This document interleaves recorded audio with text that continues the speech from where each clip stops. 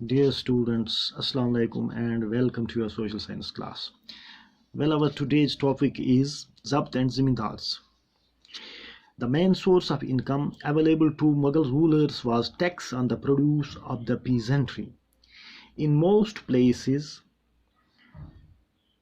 peasants paid taxes through the rural elites, that is, the headman or the local chieftain. The Mughals used one term, zamindars, to describe all intermediaries, whether they were local headmen of villages or powerful chieftains. आपको बता दें कि मुगलों की जो आमदनी का अहम ज़रिया था, सोर्स ऑफ इनकम जो उनको अवेलेबल था, मेनली वो था tax on the produce of the peasantry. वो ज़राअत पर टैक्स था, किसानों पर लगाया जाने वाला टैक्स था. और अक्सर जो जगहें थी, अक्सर इलाके जो थे, वहाँ पे ये किसान लोग अपना टैक्स अदा किया करते थे. अपने रूलर हेडमैन्स जो उनके थे, उनके जो गांव में जो बड़ा होता था, कोई हेडमैन होता था या कोई सरदार होता था, उन लोगों के ज़रिए वो अपना टैक्स हुकूमत को अदा किया करते थे. यही हेडमैन या चीफटैन जो होता था, यही टैक्स कलेक्ट किया करते थे अपने अपने इलाके में, अपने अपने गांव में. तो मुगल्स इन लोगों के लिए एक टर्म यूज़ करते थे, ज़मींदार. इनको ज़मींदार कहा जाता था. ये जो टैक्स कलेक्ट करने वाला चीफटैन होता था या लोकल हेडमैन होता था, उसको ज़मींदार कहा जाता था. इस तरह से ये जो ज़मींदार थे, ये टैक्स कलेक्टर्स थे, ये बहुत इम्पॉर्टेंट रोल प्ले करते थे मुगल एडमिनिस्ट्रेशन में.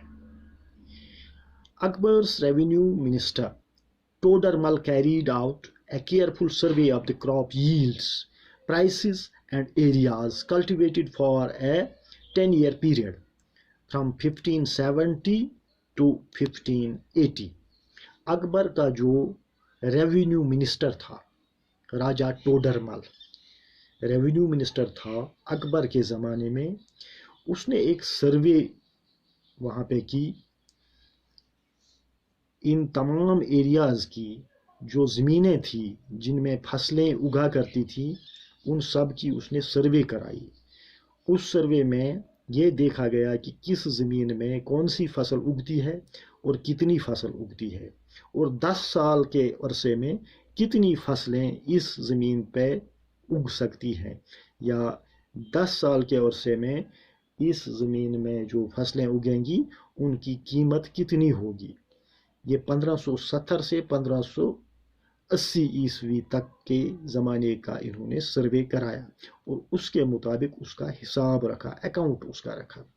On the basis of this data tax was fixed on each crop in cash. तो इस डाटा के बुनियाद पर उन्होंने टैक्स मुकर्रर किया उस ज़मीन पर और हर एक इलाके पर. Each province was divided into revenue circles with its own schedule of revenue rates for individual crops.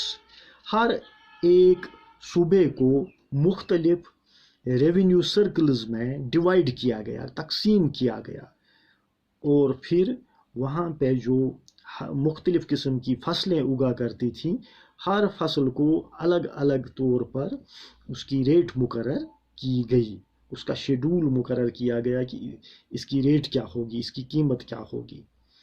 This revenue system was known as zabt. इस रेवेन्यू सिस्टम को जब्त कहा जाता था.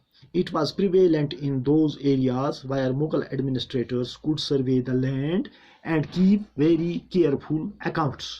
ये जब्त सिस्टम उन इलाकों में लागू किया गया जहाँ पे मुगल एडमिनिस्ट्रेटर सर्वे की कर सकते थे और उसका हिसाब किताब रख सकते थे. This was not possible in provinces such as Gujarat and Bengal.